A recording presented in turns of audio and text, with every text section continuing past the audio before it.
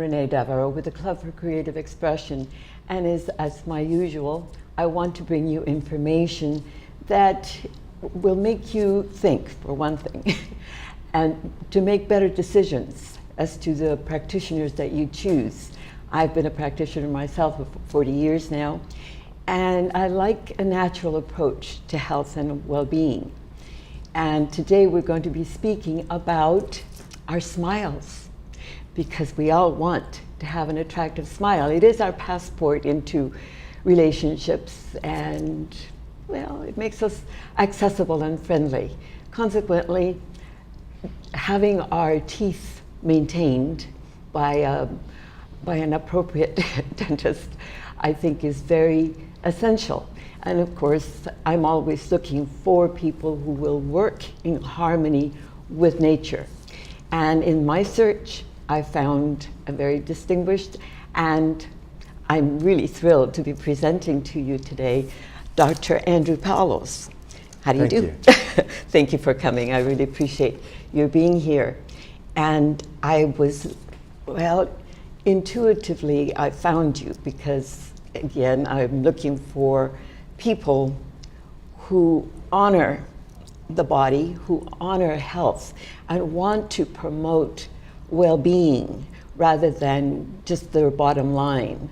And so I appreciate your work, and I wanted to interview you because I know that part of the reason that I looked for you was because I'm very aware of the danger of mercury. And here, Proposition 65, I'm going to read this because some of you may not realize that mercury and mercury compounds are on Proposition 65 because they can cause birth defects or other reproductive harm. Exposure to mercury during pregnancy can affect brain development and cause learning and behavior problems for the child. And you may be thinking, well, you're not at all interested in having children. The thing is that that same mercury doesn't just affect reproductive, your ability to reproduce, but also your mental health. And we are all here at this age and time of our lives because we are concerned about our cognition. Are we going to maintain our sanity until all the days of our lives? Here at the village, we have a high incidence of dementia and Alzheimer's. I've known many people who develop it, and sometimes, there are markers prior, but sometimes or often it comes as a surprise.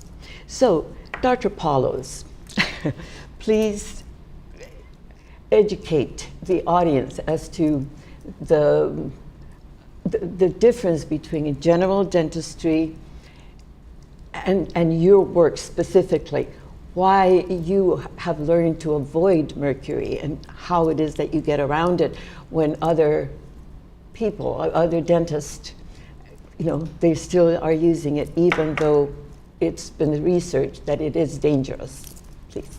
Thank you very much. Well, mercury specifically, I learned about mercury because I'm a biochemist from UCLA. In an undergraduate school, we're taught that mercury is the most toxic element on Earth except for plutonium. So I learned that, and then I went to dental school a couple buildings away, and we're installing it in people's mouths. And it turns out the only legal and safe place for mercury today is in the teeth of people. Because we cannot flush it down the toilet, we cannot put it in the trash, but it's safe because the FDA has approved it for being in the mouth. And by now, since 1982, we have the invention of a mercury vapor analyzer that has taught us that the mercury that escapes out of dental fillings, if we put the measurement into the mouth, and if you were an office building, they would shut you down because there's so much mercury that escapes.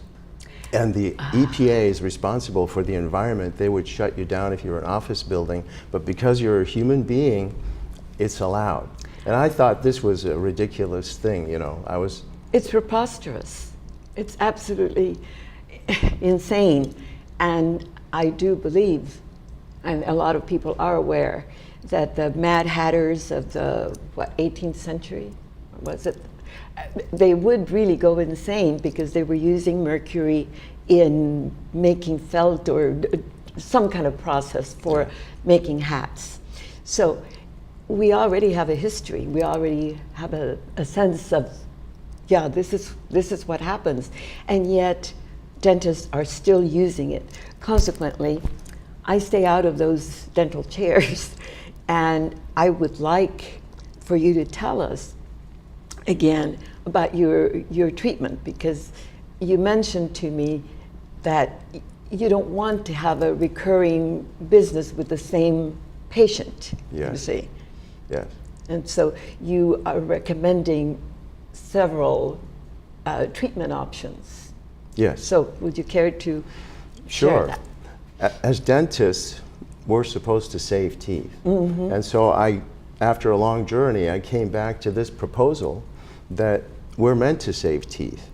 So when we first, the typical thing is we have a cavity, we put in a filling, then there's more cavities and the filling gets bigger, then we want to put a crown on the tooth.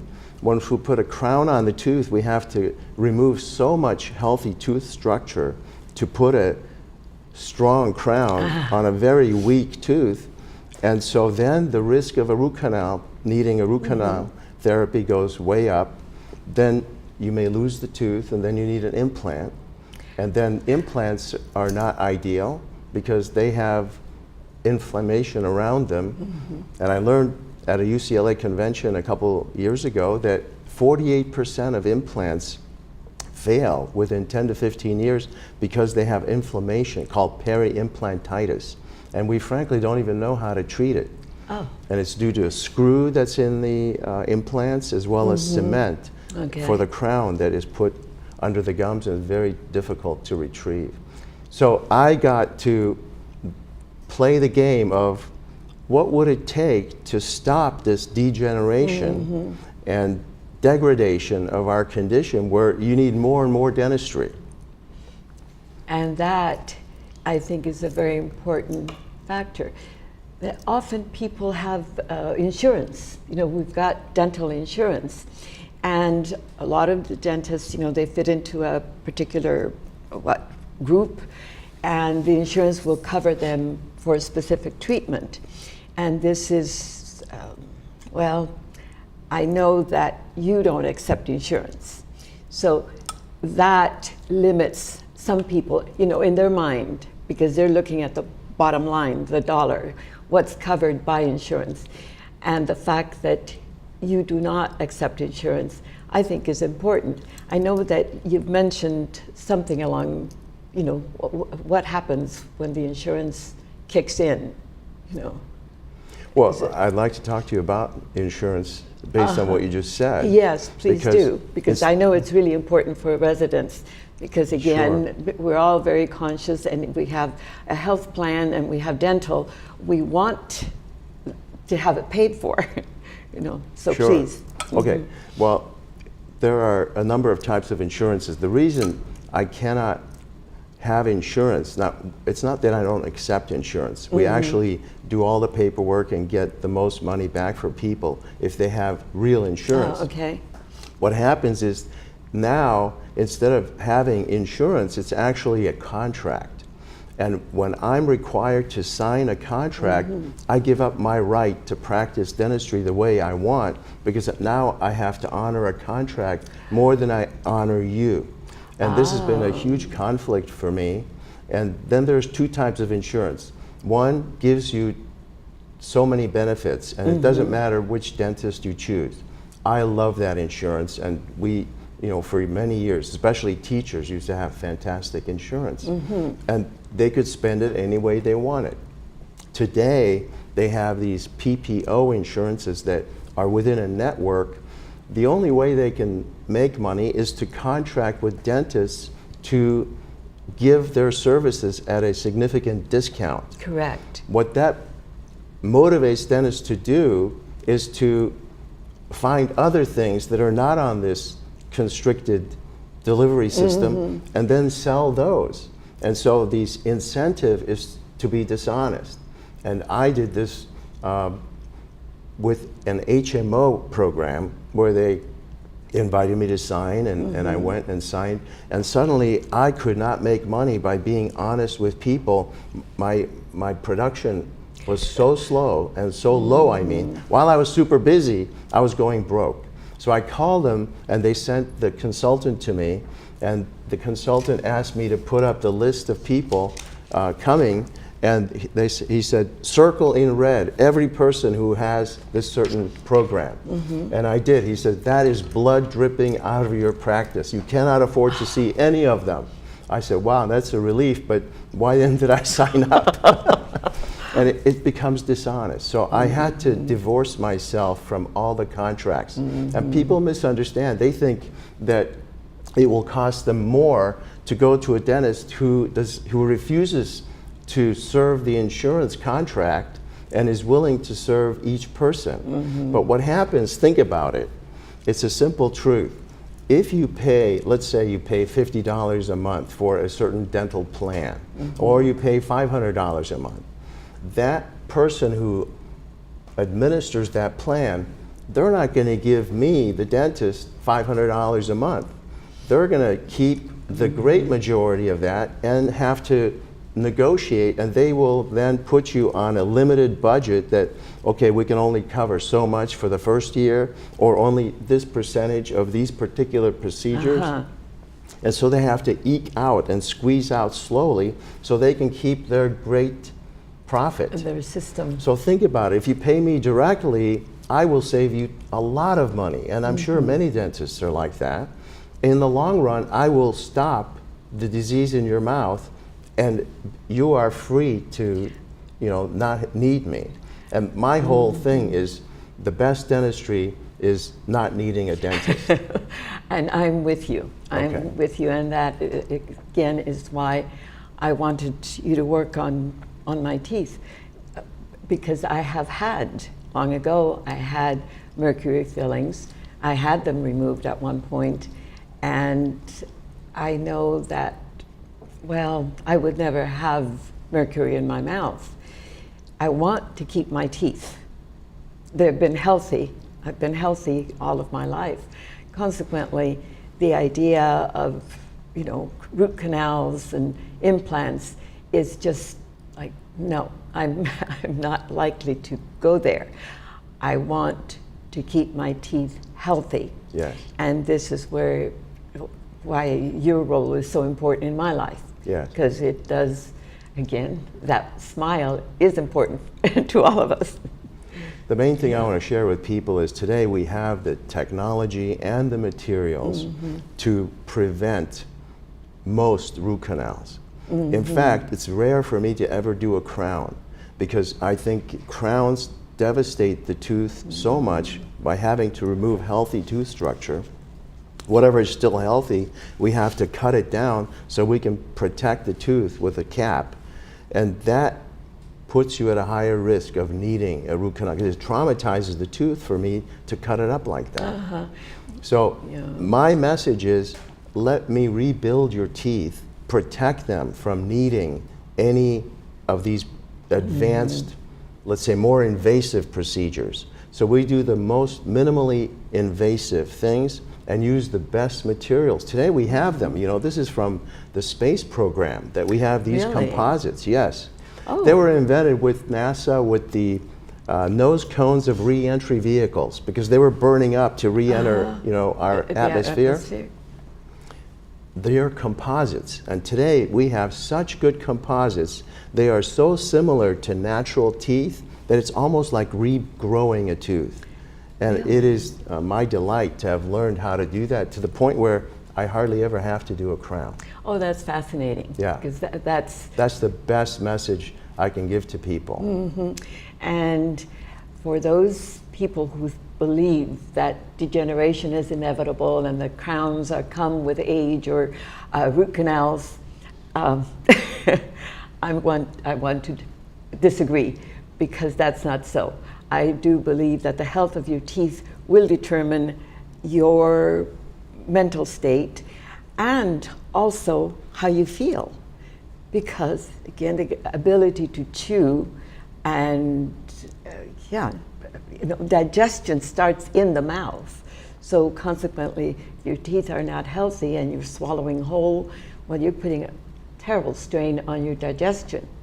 And so I know that one of your instructors or one of your people you've been educated by Dr. Weston Price, whose work I also know. And I'm very impressed by it because he's one of the few who really advocate balance. And for me, it's food as medicine, and balance in what you eat. So anything that's extreme, any fad dieting, that's just no. So Dr. Price, I think, is one of the few people who really make sense to me in my education, because I studied for forever. But I still admire his work. It's always right. Well, I love this. Here's the book that's foundational, called Nutrition and Physical Degeneration. What it shows is that people who have a healthy nutrition, primitive tribes especially, he went to visit many primitive tribes, including where I grew up in Switzerland, in the Alps. I was in an orphanage there. Okay. And he came there 25 years before I was there. And he found that in that valley in Switzerland, there was so little disease, they had no need of a dentist or a physician. There you go. They lived up near the glaciers. They ate the rye bread that was grown there, and their milk from their cows that made cheeses and so forth saved them from tuberculosis when there was like an epidemic of tuberculosis, and the rest of the world was blaming it on milk and dairy products. Milk and dairy, and that's what they lived on. So this is a multi-generational study where he shows that as we introduce refined foods and get away from the more nutritious, today even our so-called organic foods can often be genetically modified and actually contain in them the herbicides, the glyphosate. Right. And what happens is that is in so many foods that we don't know. Some people say that is the most toxic thing that can hurt us. Exactly. And so it behooves us to be very present to the idea of mercury fillings, because not only are we consuming a lot of heavy metals and other pesticides, toxins, whatever, in the food that we consume, especially if we're not really discriminating. And so I really appreciate that quote that you brought. Anyway, it'll be shown at some point, but it is about truth. There are some basic truths. There it is, those clear truths, and there are clear truths that either their own evidence forces to admit or common experience make it impossible to deny. So to have balance, to find a practitioner or practitioners who are wanting to preserve natural health, to, what was it we said? In harmony, to work in harmony with nature. And that's always been what's dear to my heart. It's what's kept me going, because I was very sickly from day one. And I feel very fortunate because I've learned so much and I've been able to help a lot of people. I've been in private practice, as I said, for 40 years. And it's very rewarding to be able to help others to feel better and to make different choices. And so the idea that as we get older, we start accepting the fact that degeneration is, to be expected, well, don't be so quick to buy into that.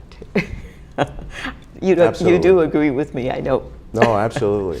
Right. Yeah. Winston Churchill said, "Man occasionally stumble over the truth, but most pick themselves up and hurry off as if nothing had happened." Exactly. So naturally inclined to deny truth.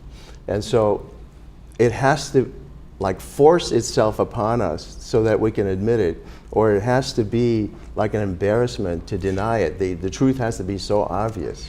Well, you see, it's often not convenient. Yes. Because if we look at the truth and we accept the fact that, you know, facts are facts, or this is an essential truth, for some people it implies change. Yes. And yeah, and I do believe that often we need to change. Yeah. We need to change our thinking. We need to change our habits, definitely. Make, again, different choices. The body is certainly worth preserving. I think it is the most magnificent structure. And consequently, to maintain it and to stay vital and fit all days of your life is essential. As a friend of mine and I have agreed, it's happy, healthy, happy, healthy, happy, healthy, dead. Nothing else. That's nice. You know, it's just withering and decay. It's just, no. I agree strongly with that. And I would like to say, in the long run, it's not inconvenient to be in harmony with truth.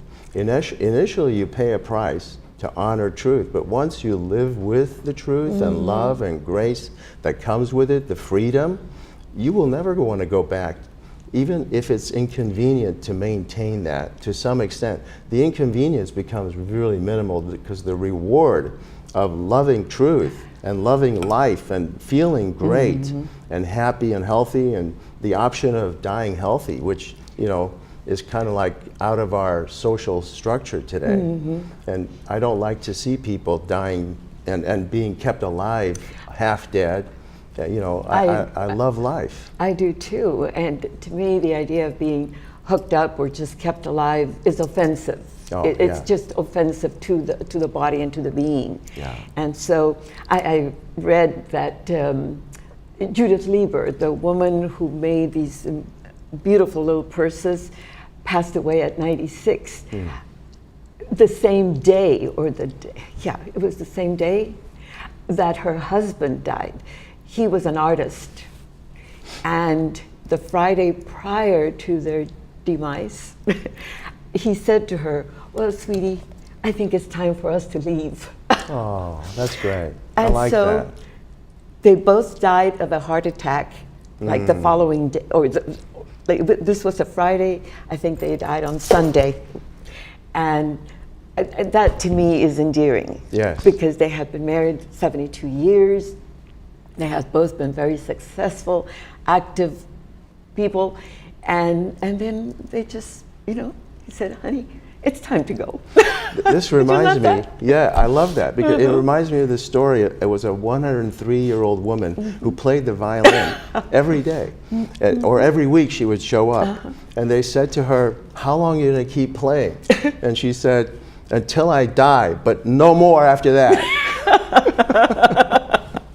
That's great. Yeah, That's it's a great, you know, spirit to be alive that way. It really is, you know, to have a good attitude, to have the energy, the vitality, the gusto for living all days of your life, I think is what we all seek. Yes. The thing is that not everyone is willing to pay the price, because as I said, acceptance of truth can mean change. Actually, I think it's cheaper. By far. Yeah, it's The not thing- really a big price. It isn't. You know. It isn't a price. The thing is that when you're it's like the black sheep, because you're doing something different than That the is true. rest. And then,